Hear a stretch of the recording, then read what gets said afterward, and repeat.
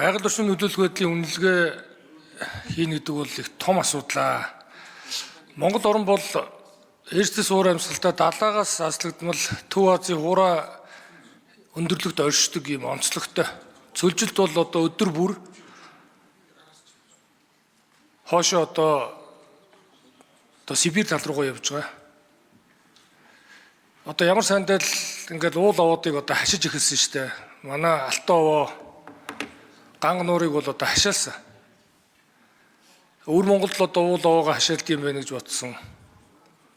Тэгээ энэ бол одоо маш том асуудал. Ялангуяа энэ одоо говь талын бүсэд одоо ажиллаж амжирч байгаа иргэдэд бол энэ их тийм одоо том эрсдэл байгаа шүү. За тийм учраас энэ үнэлгээтэй холбоотой зүйл дээр бид бол одоо онцгой анхаарал хандуулах учиртай. За хоёрдугаарт нь энэ орон нутгийн нутгийн өрөө төрсний байгууллага гэдэг бол ийм хэвтэй элемент. Энэ бол ардчсан тогтолцоонд одоо оруулж ирсэн их том одоо өөрчлөлт шинжилтэй гэж би бол хувьдаа үздэг. Нөгөө талаас мэдээж одоо засаг одоо нэгдвэл Монгол улсын хувьд бол одоо босоо удирдлагатай бас ажилладаг. Тэгэхээр аль нэг талд нь одоо энэ одоо эрх мэдлийн одоо тэнцвэрийг хадгалсан ийм тогтолцоо бол манай өнөөгийн одоо үндсэн хуульд бол орсон бидний бол амин сүнс. Засгийн газар бол аль ч нам эрх барьж байгаас үл хамааран төсвийн орлогоо бүрдүүлэхийн тулд байгалийн одоо газрын хэвлэлийн баялагийг ашиглахыг бол эрмэлздэг аль ч улс оронд. Энэний тэнцвэрийг хангадаг нь бол орон нутгийн нутгийн өрөөдөд төсний байгууллага буюу орон нутгийн уул уурхайн нөлөөлөлд өртөх ийм одоо иргэд малчд байдаг. Тэгээ би бол говь нутагт очиод бол бодсон ингээд энэ 5-7 оюутгаа гэдэг одоо Монголыг авч явж байгаа энэ хоёр том орд ийг авч үлдсэн хүмүүс бол манай одоо тэмээчд. Тийм учраас энэ ард иргэдийн үгийг сонсож одоо тэнцвэртэй байх нь хамгийн чухал зүйл. Тийм учраас энэ оруулж ирж байгаа хуулинд би одоо сайн талууд олон туссан баха гэдэгт найдаж байна. Тэгэхээр цаашдаа бол энэнийг илүү одоо баланс тэнцвэрийг хангаж явахгүй бол хүч төрж уул уурхайг олборлон ашигладаг үйл энэ ардсан Монгол улсууд бол ерөөс нийцэхгүй. Тийм учраас энэ одоо нутгийн иргэдийн нөлөөлөлд өртөж байгааг хамгийн бага байхаар тооцох. Нутгийн иргэдийн одоо олон жил тэнд амьдрын суусан эрхийг хүндэтгэж тэдний саналыг заавал тусгах. Тэгээ зөвхөн одоо ингэж хилцүүлсэн гэдгээрээ цаашаа үйл ажиллагаа явах юм бол энэ болохгүй. Ер нь бол одоо дэндүү шахаж болохгүй шүү дээ. Их шахах юм бол одоо эргээд үр дагавар нь өөр гардаг. Тийм учраас энэ багийн иргэдийн нийтийн урал дээр нөлөөлөлд өртж байгаа иргэдээс гарсан саналыг заавал тусгаж хэрэгжүүлдэг байх нь чухал. Ингэж чадахгүй бол энэ хуулийг өөрчилсөн цаг хугацааг одоо ингэж одоо богиносон гэдэг юм уу ийм шалтгаанаар одоо цаашаад явна гэх юм бол хэрэгжлэн дээр нь ямар нэгэн үр дагавар гарах юм бол за миний хувьд бол энэ талын бүсээ сонгогдсон гишүүнийхээ хувьд бол энэ заалтыг хүчтүрж явна гэх юм бол энэ дээр би эргэж хүчингүй болох энэ хуулийг би бол өргөн барина. Тийм учраас энэ дээр одоо хэрэгжилтийн үед нь илүү одоо онцгой анхаарч хүндэтгэж яваарэ. Энэ тал дээр ер нь одоо манай байгаль орчин уур амьсгалын өөрчлөлтийн яам аж өдөр эрж байлийн яам ер нь ямар одоо бодолтой байгаа юм бэ? Энэ үгийг бол одоо өнөөдөр би бол хэлж байгаа үед үг хэлчлээ тийм ээ.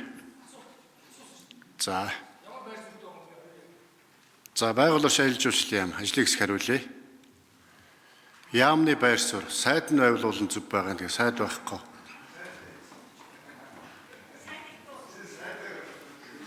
За төрийн нарийн бичгээр хариулъя. За Бадамсрын гишээний асуултанд хариулъя. Бид бас тантай ижил байр суурьтай байгаа. Аливаа төсөл хэрэгжиж байгаа газар нутгийн нөлөөллийн бүсэд байгаа иргэдийн саналыг заавалчгүй төсөл одоо үнэлгээнд оруулах гэдэг дээр байр суурь нэгтэй байгаа. Одоо нэмэлт өөрчлөлтөөр орж байгаа заалтаар бол хийсэн судалгаагаар нөлөөллийн бүсэд амьдарч буй оршиж буй иргэдийн 70-аас 70 буюу түүнээс дээш хувийн саналыг энэ одоо үнэлгээнд оруулах ийм судалгаа гарсан байгаа. Тэгээд шаардлагатай тохиолдолд иргэдийн хуралдаж бас шийдвэрээ гаргах бүрэн эрх нь байгаа. Тэгээд энэ дээр бол яамны зүгээс бол бас идэгдсэн адил байр суурьтай байгаа. Хяналтаа тавиад явна. Хариуцлагын одоо механизмын талаар бас тодорхой бас заалтууд байгаа. За. Байхгүй. За тодруулъя. Бадамсрын гүшүү. Хамгийн их нөлөөлөл үзүүлэх нь уул уурхай газрын тосны одоо олборлолт байхгүй юу? Тэгээ ашиг малтамчин шин чанараас хамаарат үзүүлж байгаа нөлөөлөл нь өөр. Жишээлбэл алтууд одоо тээвэр хэрэглэхгүй мөртлөө ус болон одоо химийн бодис хэрэглэдэг. Нүүрс бол одоо тээвэр маш их хэрэглэдэг. Одоо авцамын тээвэртэй асуудал ихтэй мөртлөө ус хэрэглэхгүй. Газрын тос бол ус чиргэлнэ, тээвэр чиргэлнэ, химийн бодис чиргэлнэ. Тэгэхээр нүг энэ хийгч байгаа төсөл чинь өөрөө нөлөөлөл нь янз бүр учраас өөр учраас энд нь тохирсон хамгийн бага сөрөг нөлөөлөлтөй байх тэр хувилбарыг сонгох гэж байгаль орчин үнэлгээ хийж байгаа шүү дээ. Тэгээ харамсалтай нь яг бодит байдал дээр энэ бол тийм оновчтой бол хэрэгжихгүй байгаа. Тийм учраас би энийг хэрэгжилтэн дээр ингээ хууль сайжруулах нэг хэрэгээ. Хэрэгжүүлнэ гэдэг том асуудал.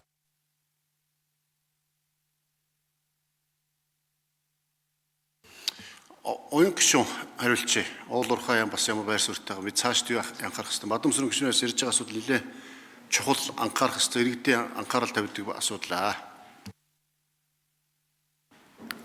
Байгаль орчин нөлөөлөх байдлын үнэлгээний тухай хууль болохоор үнэлгээгээ хэрхэн хийж байгаа вэ гэдэг дээр процессыг нь хуульчилж өгж байгаа хууль гэдгийг та өөрөө бас яг салбарын уул уурхайтай нутгаас сонгогдсон салбарын бас өөр мэрэгчлэн хүний хувьд нэлээд сайн асуудлуудыг онож хэлж байна.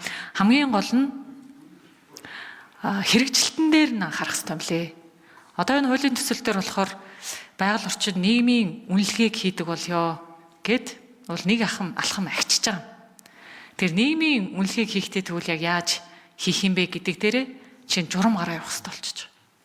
Тэр нөх хуулиа батлаа хэд хэрэгжүүлнэ гэдэг маань энэ журман дээр нь хүртэл гишүүд бас байнгын орооноос дамжуулаад анхаарад яг бидний үг өгүүлбэр журмандаа бүтэн сууж уу гэдэгт нь хянаж явах хэрэгтэй юм лээ.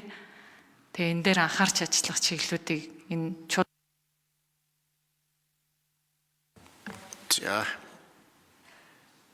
За мөнгөн цогийн ган хөл гишүүн.